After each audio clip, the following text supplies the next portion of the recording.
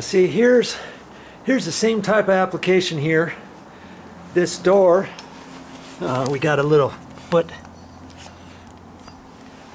holder to keep that closed. I put them on here too, see?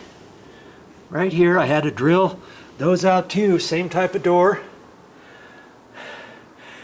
And before that, this door would open up and this blind would hit that blind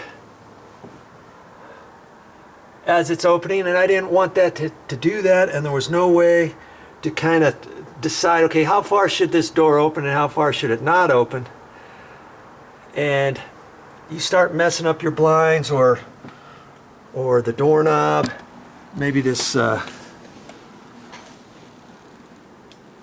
this doorknob could hit the glass or something like that. So I did that, and then I adjusted those, and I made these so it would only open, well, it would. This one opens up a little bit further. I made this one open up a little bit further than the one downstairs,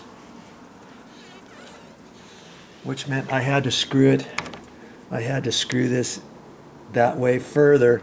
So see, the threads here are a lot sticking out further than the ones downstairs. The ones downstairs stopped about right there. So, okay. And then the little plastic cap can kind of fit on there at an angle, because then the door opened up, and I couldn't do it. The door opening up too far, because the door is just holding up against these threads, and that's it. And we've got, that's why I decided to put 3. So see, if I would have opened the door more than that angle right there, I would have had to screw that in further, and this would have, I don't know, I just didn't feel like that was really strong enough. And I initially flipped this around the other way so that this bumper was facing the door over here and this was over there. But at the end I decided, okay, this I want over there. And you just have to depend. It just depends, because if you have door casing on and you have it on a regular door, let's say you have it on a regular door, let's just pick your, you wouldn't have it on your closet, but let's just say you've got it, you put it on here, and here you've got the door casing, and this door's just going to open like that. Okay, 90 degrees from your door opening. Okay. Then you just have to see where it hits, and all casings are not created equal. See, this one's got a loop-de-loo, and then another one, and then it dips down and comes across. And so you have to see, okay, is that flat bit going to fit better here or over here? And make your decision accordingly.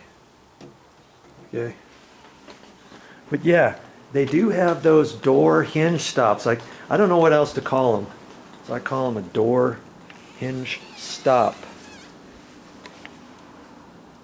And now that door just goes to there. And on windy, we just keep that on there. That's nice and heavy. And on windy days, the door's not going to flop around. You can't just open this door. That's the other thing. You open the door,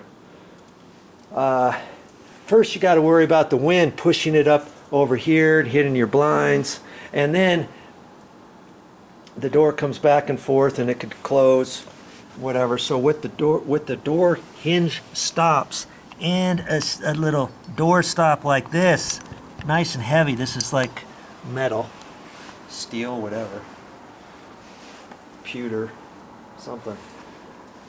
That's how we fix that. Okay, just a few ideas for you.